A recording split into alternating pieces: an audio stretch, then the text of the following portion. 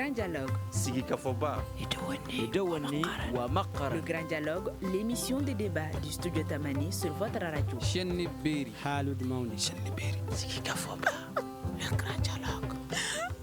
Comment améliorer la qualité du service dans les structures sanitaires sur le thème du grand dialogue de ce soir? La qualité des soins médicaux dans les structures sanitaires du pays est décriée par certains Maliens. D'autres regrettent le manque de matériel qui handicape la prise en charge. À cela s'ajoute la négligence de certains agents de santé. Pour d'autres, au lieu d'être soignés, les malades font face au risque d'attraper d'autres maladies dans les hôpitaux. Aussi, des citoyens dénoncent la magouille qui, selon eux, prend de l'ampleur dans les services de la santé. Ils invitent donc les autorités à prendre leurs responsabilités. Dans quelles conditions les usagers sont-ils accueillis? Quelles sont les insuffisances? Quelle amélioration faut-il apporter?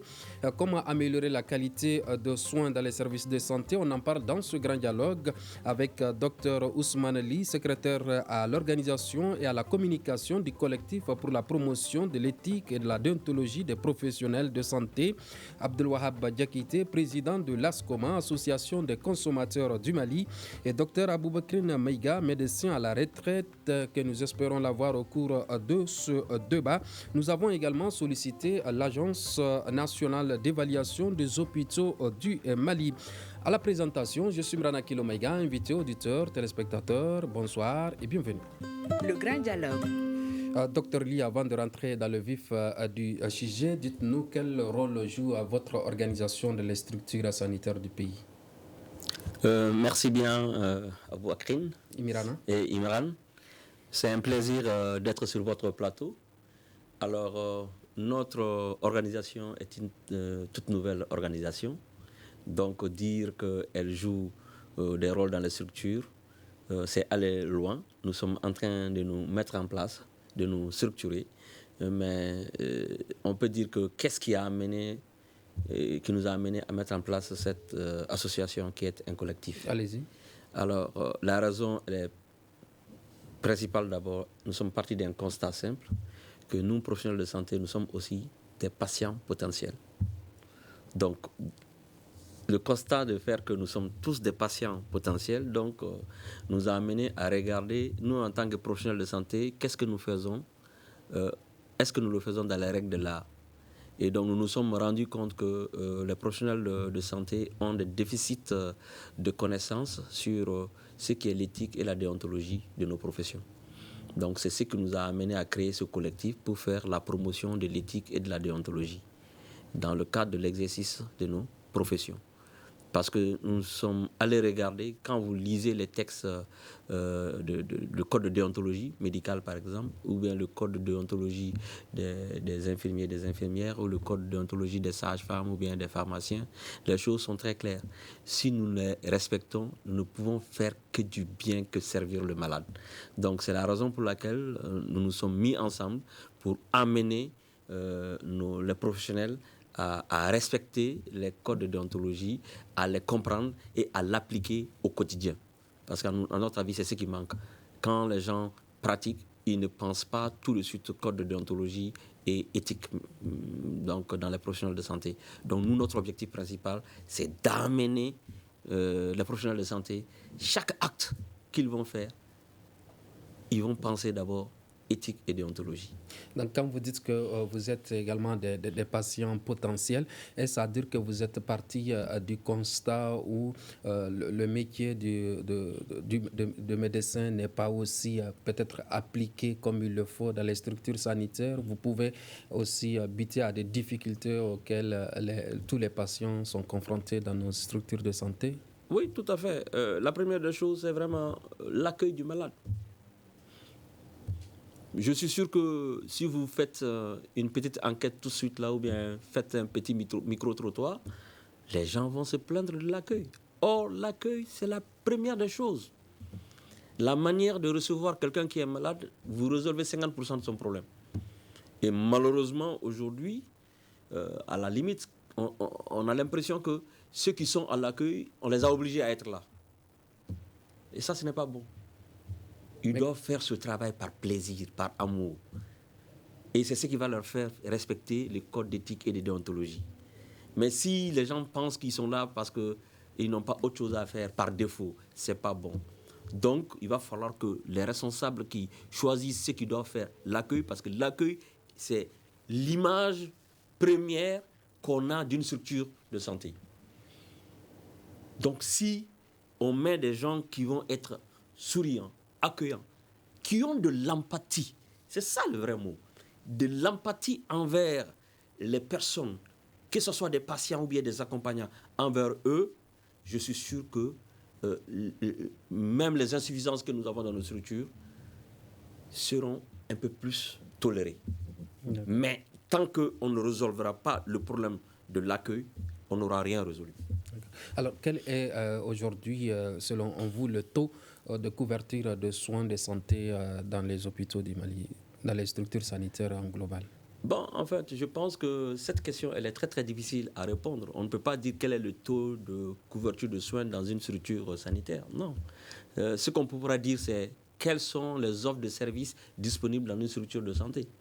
Donc, si tu vas, par exemple, dans un CESCOM, ça va être le paquet de soins, le paquet minimum d'activité, le PMA, qui dépend, on doit pouvoir faire une consultation, on doit pouvoir diagnostiquer et traiter par exemple les maladies comme le paludisme, les maladies diarrhéiques, les maladies respiratoires.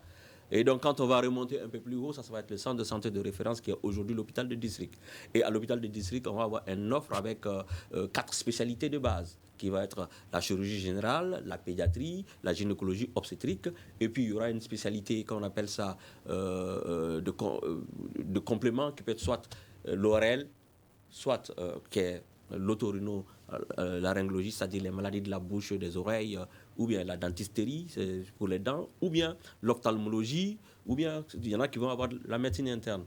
Donc voilà un peu ce qui se passe au niveau de l'hôpital de district qui a 4 spécialités. Et puis quand tu vas monter au niveau de l'hôpital régional, tu vas avoir plusieurs spécialités et offres de services. Donc généralement, les hôpitaux régionaux ont une dizaine de spécialités qui sont disponibles.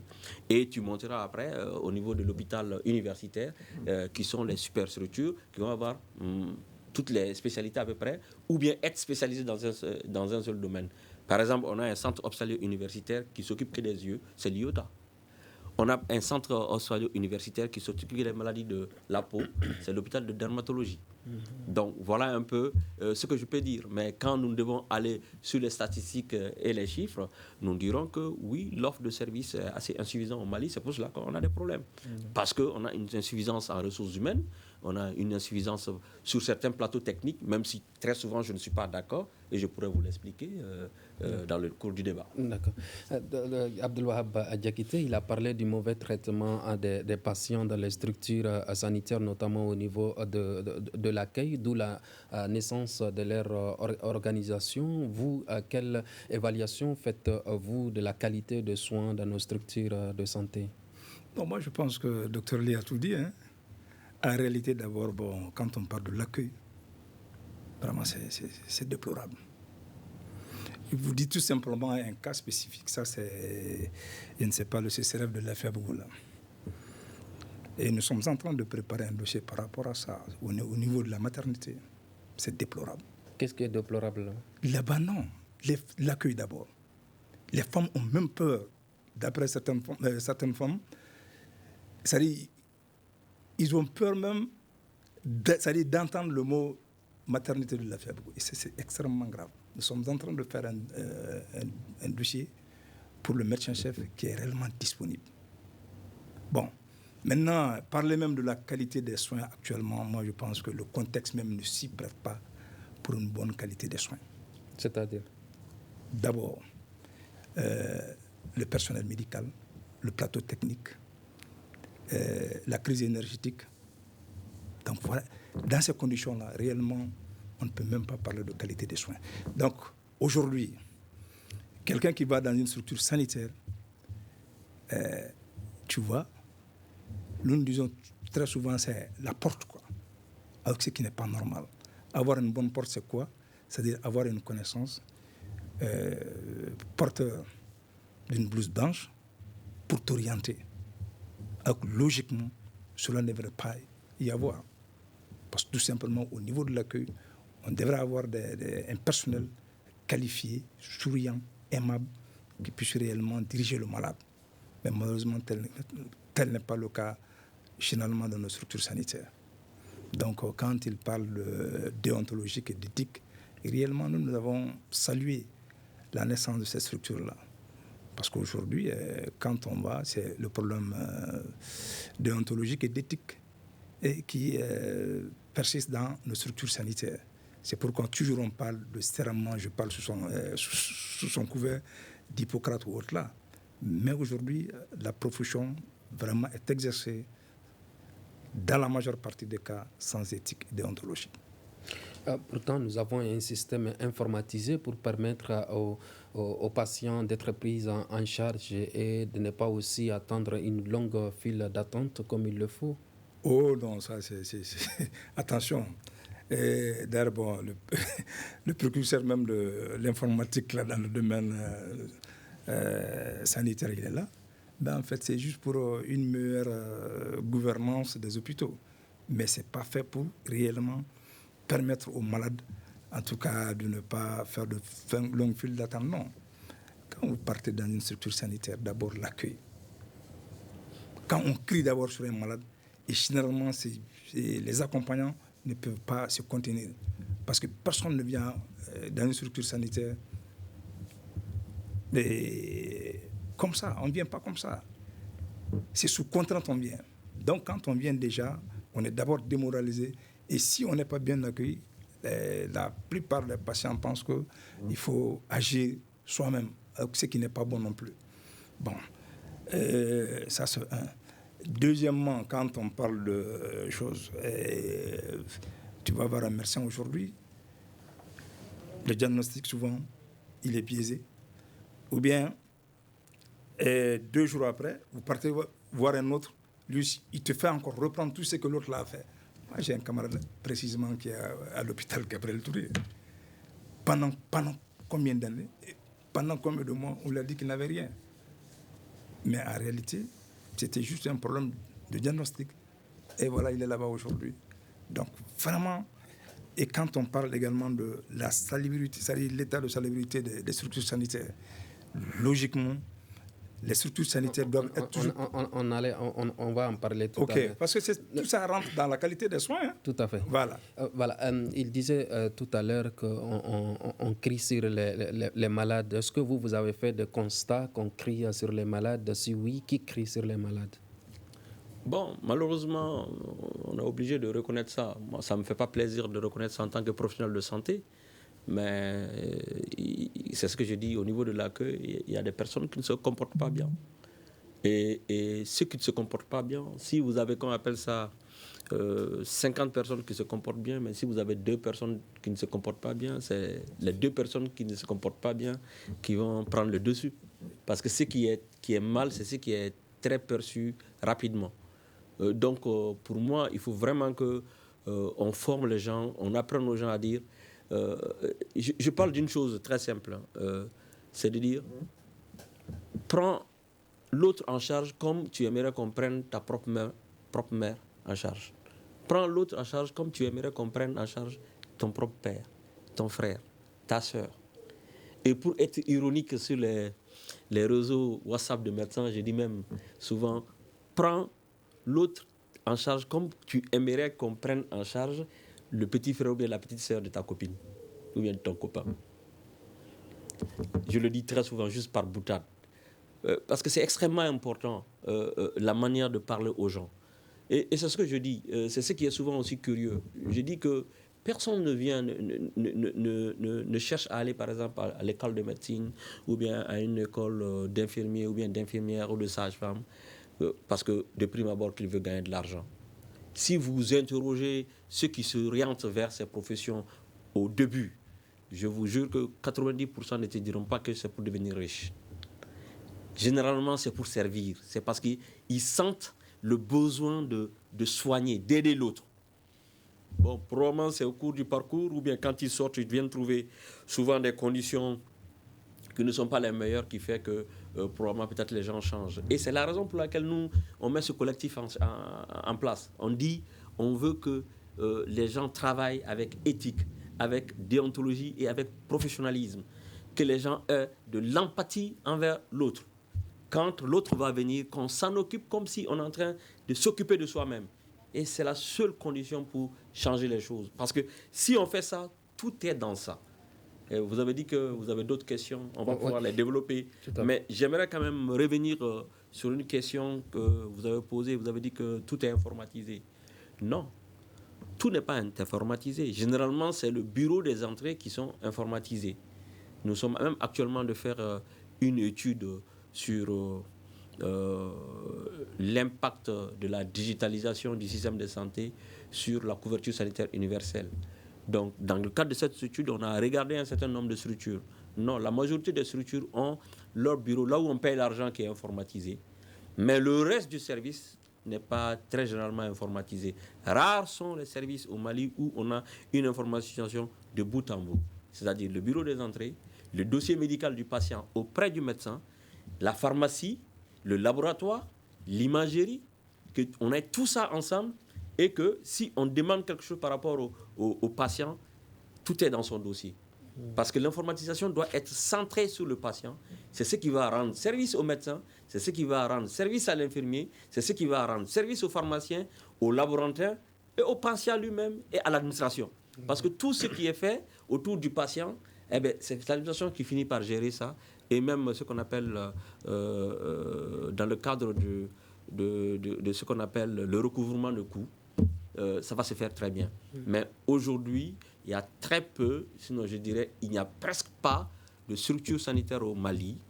Peut-être dans le privé, il existe quelques exemples, peut-être, mais au niveau public, il n'y a pas qui a fait l'informatisation de bout en bout centrée sur le patient. Il n'y en a pas encore. D'accord.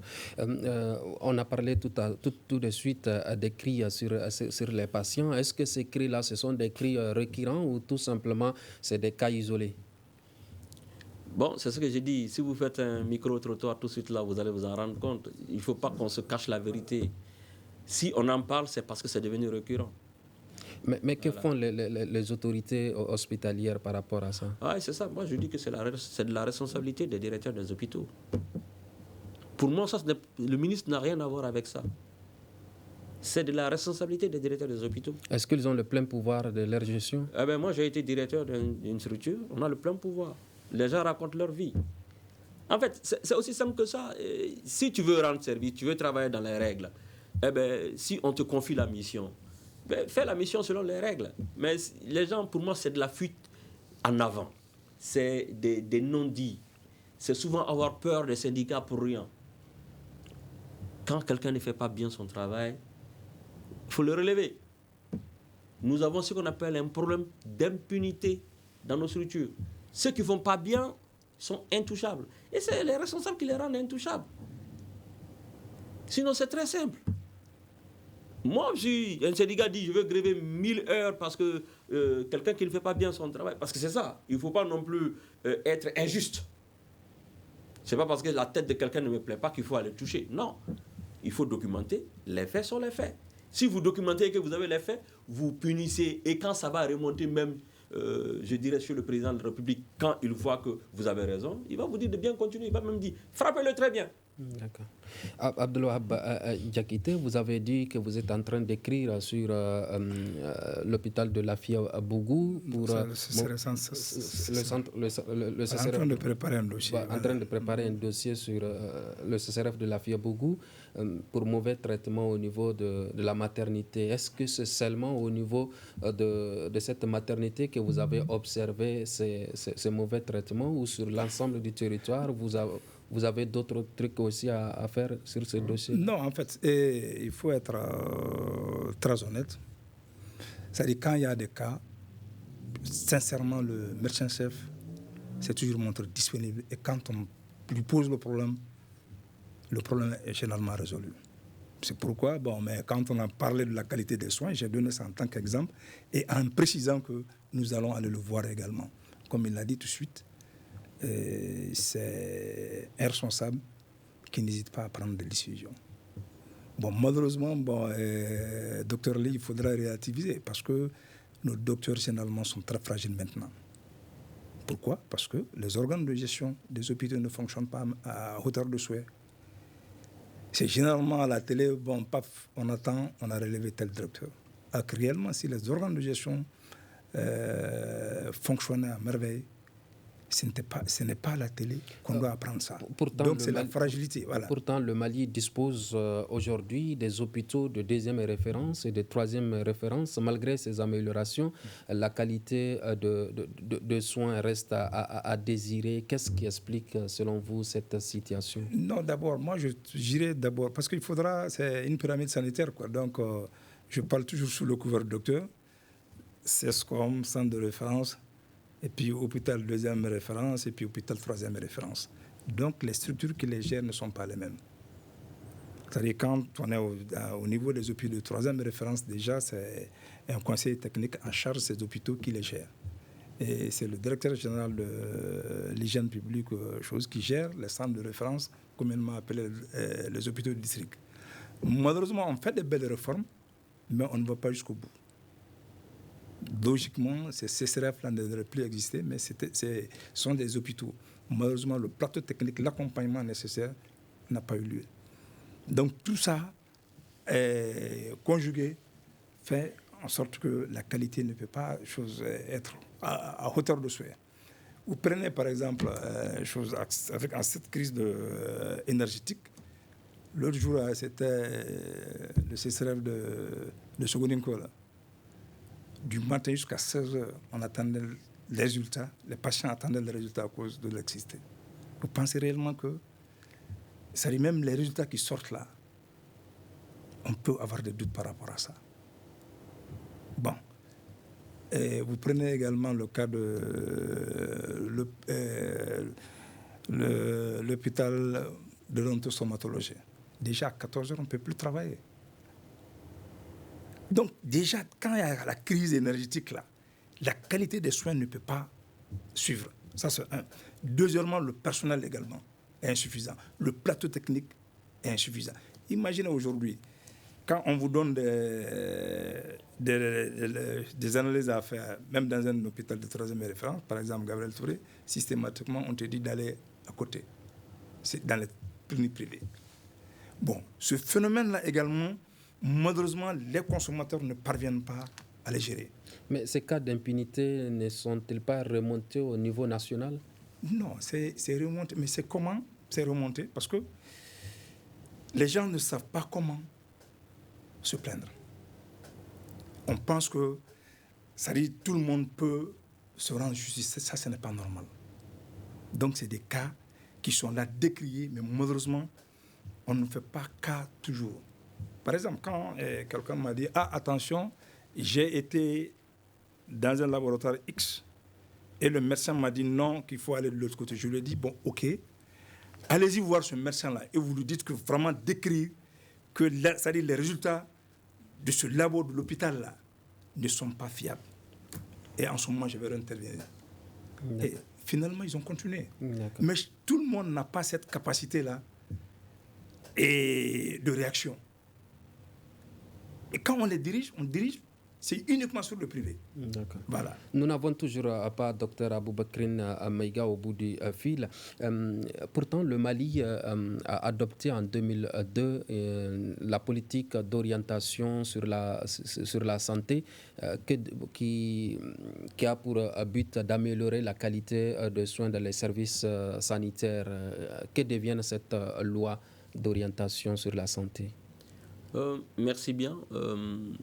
Je voudrais quand même intervenir sur le point de la crise énergétique. Pour moi, les crises sont des révélateurs, mais pas la source des problèmes. La crise énergétique n'est juste que le révélateur de ce que les gens n'ont pas pris comme disposition. Des manques de mesures, de dispositions nécessaires. C'est ça. Et donc, l'amélioration du plateau technique. On va mettre sous le dos de la crise énergétique. C'est le bon coupable. C'est le coupable parfait. Mais ce n'est pas ça la source de nos problèmes. Si nous regardons, si vous allez regarder le budget du système de santé de 2002 à 2012, Parce que moi, je dirais que notre crise existentielle a commencé en 2012. Mais si nous regardons le budget de la santé et des structures de santé de 2002 à 2012, vous allez vous rendre compte que les hôpitaux étaient bien financés. Les hôpitaux de troisième niveau de type Gabriel Touré et Pongé avaient 5 milliards par an de subventions de l'État. Et si nous regardons... Donc ça a baissé alors. Oui, parce que, ça a baissé avec... En 2018, le budget du point G était estimé à 790 millions de francs CFA par an que l'État alloue. Non, je ne pense pas. Non, ça, je ne pense pas. Et regardez vos chiffres. Voilà, on peut et c'est vrai que les budgets ont diminué, mais aucun de ces hôpitaux, le budget n'est descendu en dessous de 2 milliards. Mais après, jamais. Maintenant, en 2021, le directeur du point G, Diallo, avait affirmé que le budget était à 790 millions, mais qui a été revu en baisse en 2019 à 170 millions de francs CFA. C'était peut-être pour un trimestre. Pour l'année. Pour un semestre. Si nous regardons, je n'ai pas encore regardé les budgets. Mais non, je ne suis pas d'accord. Le point G n'est pas descendu à ce niveau. Oui, ce qui s'est passé, c'est que la mobilisation des ressources pose problème à l'État avec la situation de crise. Donc, on fait les budgets et puis après, il y a ce qu'on appelle des collectifs budgétaires qui font que les ressources planifiées ne sont plus disponibles. Mais même ça pose un problème de planification que nous avons. Parce que la planification dit quoi? Je fais au début de l'année ma planification budgétaire, ou bien c'est cette période, le dernier trimestre de l'année. Et quand ça va, on va faire les ouvertures de crédit, tout. On va vous dire, bon, ok, vous avez planifié pour 3 milliards, mais c'est, qu'on appelle ça, 1,5 milliard qui est disponible pour vous. Ce que nos structures ne font pas, ils ne reviennent pas sur leur processus de planification pour dire, ok, on avait une vision de 3 milliards, mais on nous donne 1,2 milliard. Qu'est-ce que nous pouvons faire de bien avec 1,2 milliard? Ils ne le font pas ça. Donc, ils vont garder le gap des 3 milliards et puis après, ils vont dire, ah non, c'est parce que l'État ne nous donne pas les ressources. Non, tout le monde est au courant. L'État, c'est nous tous. L'État n'a pas les moyens infinis. Donc, c'est la raison pour laquelle je voudrais amener la question de dire que pendant 2002 à 2012, les structures ont eu suffisamment de ressources. Est-ce que vous savez que des structures ont acheté des équipements qu'ils ont gardés, qu'on appelle ça, dans des magasins, jusqu'à ce qu'ils soient périmés pour des millions et des millions. Donc, le problème pour moi ne commence pas maintenant. C'est la raison pour laquelle j'ai dit que la crise énergétique est le faux bon coupable. Donc, parce que tout le monde va se focaliser sur ça. Même là encore, dans un pays comme le Mali, quand tu deviens directeur d'un hôpital, tu dois commencer par comprendre qu'il peut y avoir des problèmes énergétiques et te planifier en fonction de cas où il y aura une crise énergétique et te planifier là-dessus. D'accord. Dans un pays comme le Mali, où nous sommes, qu'on appelle ça, dans un pays avec notre climat, on doit se préparer à dire qu'il peut y avoir des crises sanitaires. Donc, quand je suis directeur d'un hôpital, je me prépare en me disant, même demain, une crise sanitaire peut surgir. Donc, je me planifie en fonction de cela. Mais si je me rappelle bien, à part l'hôpital Gabriel Touré, quel autre hôpital a essayé son plan blanc? Ça, c'était sous feu Gangali, le médecin général Gangali Diallo, qui a fait en sorte que l'hôpital Gabriel Touré a un plan blanc et ils l'ont testé.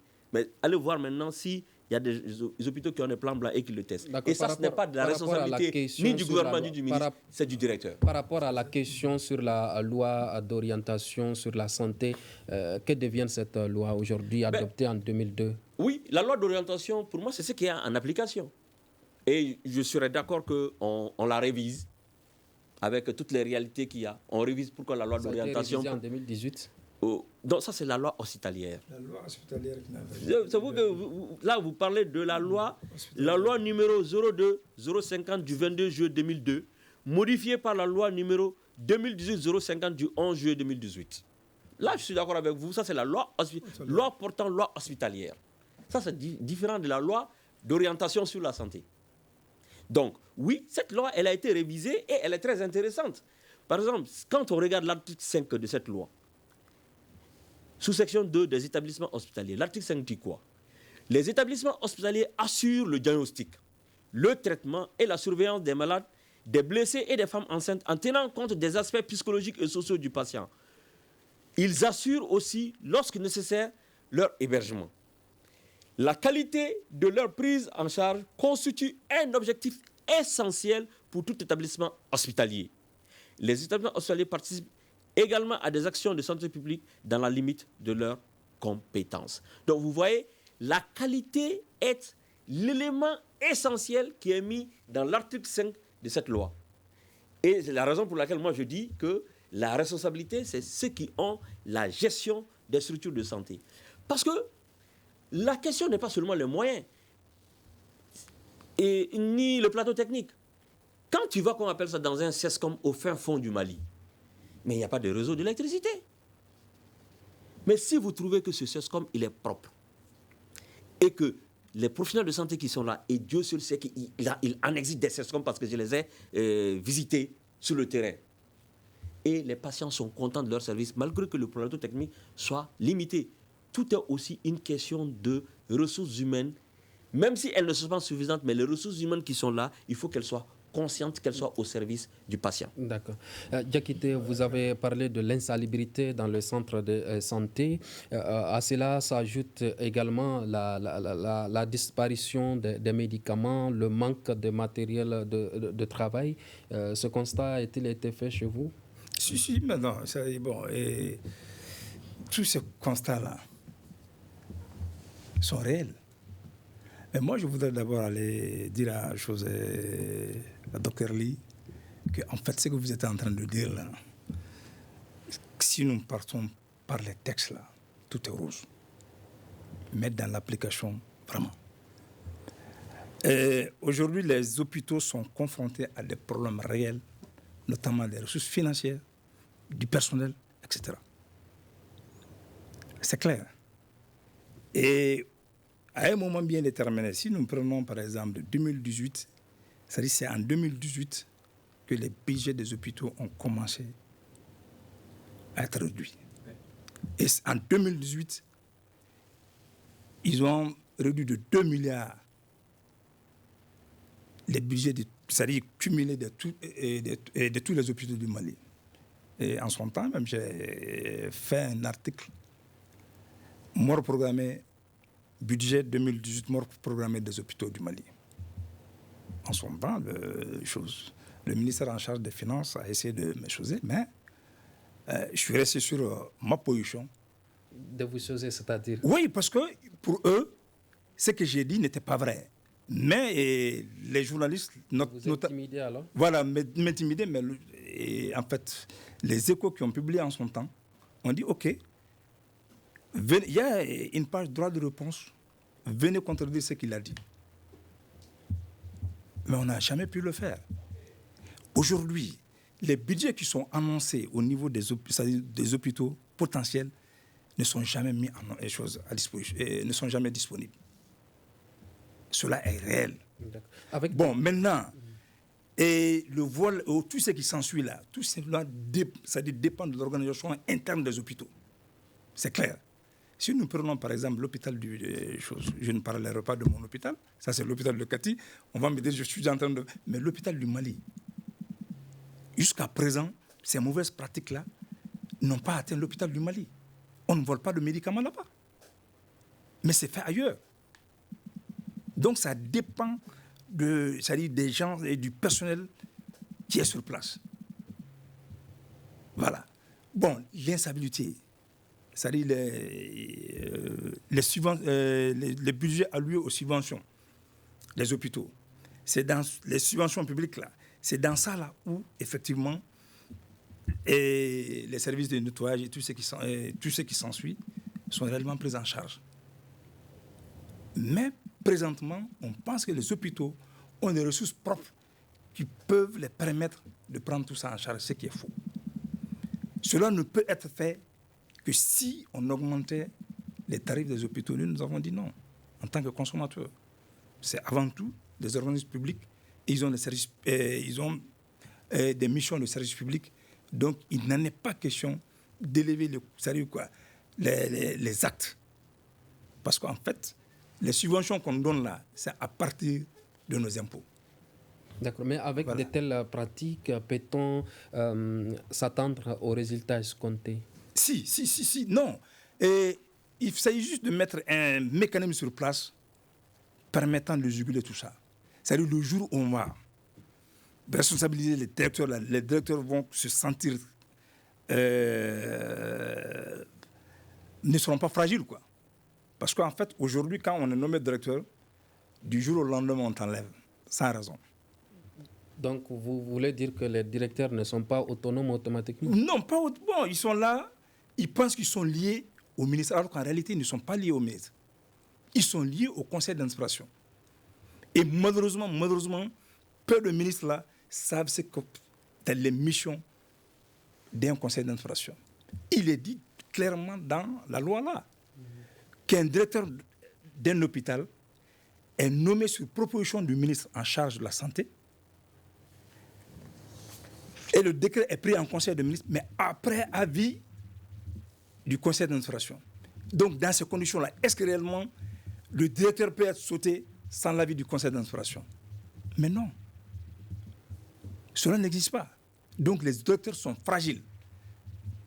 En tout cas, aujourd'hui, les directeurs, ici, quand lui, il était là-bas, mais aujourd'hui, moi, je sais très bien que les directeurs sont fragiles. D'accord. Voilà. Il dit que les directeurs sont fragiles. Gilles, vous avez été directeur d'une structure de santé. Est-ce que les directeurs ont les mains liées? Et se voient-ils redevables à celui qui les a nommés au poste? Je ne suis pas d'accord avec ça parce que pour moi, quand on dit que les directeurs sont fragiles, c'est parce qu'eux-mêmes ils veulent se rendre fragiles. Les textes sont très clairs. Si vous voyez, si je tiens au poste, je veux rester là coûte que coûte, oui, tu vas être fragile. C'est aussi clair que ça.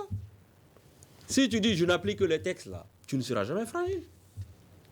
D'accord. Et pour moi, c'est une mission, surtout une mission de service public. Actuellement, la réalité est que, c'est pour ça que je dis toujours que les crises sont révélateurs des problèmes plus profonds. Sinon, les crises ne sont pas la cause. D'accord. Donc, et c'est ce qui se passe actuellement, moi, à mon avis, comme on dit là, il y a eu, comment on appelle ça, des règles qui ont même été établies. On avait dit qu'on fait ce qu'on appelle des appels à candidature pour des directeurs. C'est ce qui avait été fait. Et il allait avoir, comment on appelle ça, des mandats de 5 ans pour leur donner le temps de faire ce qu'ils doivent faire. Mais il y a eu des mauvais exemples pour ça, où quand les directeurs qui sont arrivés là, au lieu de s'occuper à travailler, à améliorer, comment on appelle ça, leur hôpital, leur service, ils se sont mis, comment on appelle ça, à regarder la gestion qui est passée. Non, la gestion qui est passée, tu prends le service à un point A, ou bien à un point B, du point A au point B. Ce qui s'est passé, ça c'est l'affaire, qu'on appelle ça, de l'État. Vous, du point B au point C, c'est ce que vous devez faire, vous êtes responsable de ça. Et ça a même fait que ce modèle qui était un très bon modèle de nommer les directeurs par appel à candidature, donc sur la compétence, on a fini par, comment on appelle ça, enlever ça. D'accord. La conscience professionnelle, c'est l'un de vos créneaux. Voilà. C'est ça l'enjeu. Quels sont Quand les gens vont travailler avec une bonne conscience professionnelle, tout va rentrer dans l'ordre. Je dois faire ce que je dois faire pour le bien du public, et c'est ce qui va amener tout le monde à jouer son rôle pleinement. Mais si je ne joue pas ça, je pense que je suis là, je dois mon poste à quelqu'un, ou bien je suis là parce que j'ai d'autres intérêts. Non, vous n'allez jamais bien faire le travail. Et ce qui est le plus important, à mon avis, c'est le résultat. On doit regarder le résultat que les gens donnent. Si tu ne donnes pas le résultat, ça veut dire que tu es incapable. On doit te mettre à côté. Et malheureusement, dans notre pays, souvent, les gens qui ne donnent pas de résultat, et on le regarde, on le voit, c'est patent, ils sont incapables de donner du résultat, mais ils restent. D'accord. Concernant cette conscience professionnelle, quelles sont les dispositions que votre jeune organisation a mis en place par rapport à ça? Nous allons commencer par la sensibilisation. Et c'est ce que nous allons faire. Sensibiliser. Donc, organiser des séances de formation, des séances d'information, des visites de causerie avec les professionnels. Par exemple, nous avons une activité de prévue ce mois de novembre. C'est d'aller regarder la vérification de conformité que le bureau du vérificateur a fait sur le processus de délivrance des licences pour les structures privées, où le bureau du vérificateur a dit qu'il y a beaucoup de non-conformités. Donc on va aller regarder ça, analyser et puis venir parler avec les professionnels de santé pour qu'ils se mettent en règle et pour qu'ils comprennent qu'est-ce qui ne marche pas, pour que ça soit fluide. Ça, on va faire. Mais il y a un temps pour la sensibilisation, mais il y a aussi un autre temps pour punir. Si nous nous rendons compte au bout d'un certain moment que la sensibilisation ne donne pas de résultat, on va se porter plainte. D'accord. Pour une meilleure qualité de soins de santé, faut-il aller vers des accords d'établissement entre le conseil d'administration, les différents administrateurs locaux et l'État? Non, en fait, c'est comme il l'a dit. En fait, et nous devons nous assumer, puis c'est tout. Nous devons nous assumer. Souvent, je suis d'accord avec lui, mais souvent, je ne suis pas d'accord avec lui. C'est tout de suite, quand il a dit, il confirme ce que je dis, quoi. Il est en train de confirmer ce que je dis, mais il parle autrement. C'est-à-dire, il dit, ceux qui sont mauvais, on les laisse faire. Est-ce que réellement, si les règles normales étaient mises en œuvre, quelqu'un qui fait mal son travail, on devait le faire partir. D'accord, mais c'est une comment obligation. corriger ces insuffisances-là et améliorer la qualité des soins médicaux? Tout dépend de nos responsables. C'est-à-dire, d'accord, quelqu'un vient, on nomme un directeur, on lui donne un cahier de charge. Et au bout de 5 ans, on l'évalue. Ou bien on peut faire même une évaluation à mi-parcours, 3 ans. Il n'est pas bon, il s'en va. On le fait sortir. Maintenant, mettre en place également un système où les consommateurs peuvent aller se plaindre sans pour autant crier. Malheureusement, dans nos structures sanitaires, cela n'existe pas. D'accord, on dit souvent il y a des cas, mais non. Et les boîtes à idées, là, ces boîtes à idées, on ne sait jamais comment les décisions sont prises. Logiquement, s'il y a des boîtes à idées, et pour la gestion de cela, donc, il devrait y avoir le personnel et un comité qui gère ces boîtes-là, en tout cas, gérer tout ce qui se trouve dans la boîte-là. Malheureusement, cela ne se fait pas également. D'accord. Voilà. Donc, aujourd'hui, carrément, ça dépend de l'application stricte des textes. D'accord. Voilà. Il nous reste 2 minutes 28 secondes. Est-ce que les responsables des hôpitaux assument leurs responsabilités? Il a demandé à ce qu'on assume les responsabilités et veille sur la qualité des soins dans les hôpitaux. Clairement, à mon avis, non. Beaucoup d'entre eux ne s'assument pas, même s'il y a aussi des gens de qualité exceptionnelle parmi eux qui s'assument. Il y a des hôpitaux qui marchent. Hein. C'est la raison pour laquelle quand on dit que oui, il y a des problèmes, moi je ris. Il y a des hôpitaux qui marchent, il y a des structures qui avec la crise, ont été des structures imaginatives, assez créatives, et qui ont mis des mécanismes en place. Moi, je vous parle en tant que expert sur l'informatisation des systèmes, la digitalisation. Et je vous dis, nous n'avons pas digitalisé le bureau des entrées d'un hôpital où les recettes n'ont pas augmenté de 300 à 400%. D'accord. Rien que ça, ça démontre... Nous n'avons plus de temps. Oui. Nous n'avons plus de temps, en quelques secondes. Le Mali pourrait-il relever le défi de la qualité des soins médicaux? Oui, moi je suis intimement convaincu de cela, que nous allons relever le défi de la qualité des soins médicaux. Parce que pour moi, la qualité commence par l'hygiène. Nous étions un pays de tradition de propreté. On ne sait pas ce qui s'est passé avec notre génération à nous. Parce que nos papas, nos aînés, là, tout le monde balayait devant sa maison, tout était propre. C'est nous qui ne sommes pas mal à l'aise de s'asseoir devant les caniveaux pourris, devant la maison. Personne ne fait rien. Il va falloir qu'on revienne à ça. La première des choses, c'est la qualité de notre environnement, la propreté de notre environnement. Et ça commence à la maison jusqu'à l'hôpital. Et donc, quand les gens oublient ça, oui, on va être encore beaucoup de problèmes devant nous. Mais je ne désespère pas. Nous sommes optimistes. C'est la raison pour laquelle nous avons créé le collectif. Et nous allons y travailler. On va sensibiliser. On va amener la bonne information aux gens. Et puis, si ceux qui ne coûteront pas aussi, on pourra amener à leur faire voir la vérité par une autre manière. Merci. Merci. Ainsi se referme sur ce mot que se referme ce grand dialogue qui réfléchissait sur comment améliorer la qualité du service dans les structures de santé. Nous étions avec Dr Ousmane Ly, qui a eu d'ailleurs le dernier mot, secrétaire à l'organisation et à la communication du collectif pour la promotion de l'éthique et de la déontologie des professionnels de santé. Abdoulouahab Diakité, président de l'ASCOM mouvement association de consommateurs. Nous avons eu également Dr Aboubakrine Maïga, médecin à la retraite, mais qui malheureusement au cours de ce débat, le téléphone ne passe pas. À la présentation, je suis Mrana Kilo Maïga. Merci d'avoir suivi ce débat. À la prochaine.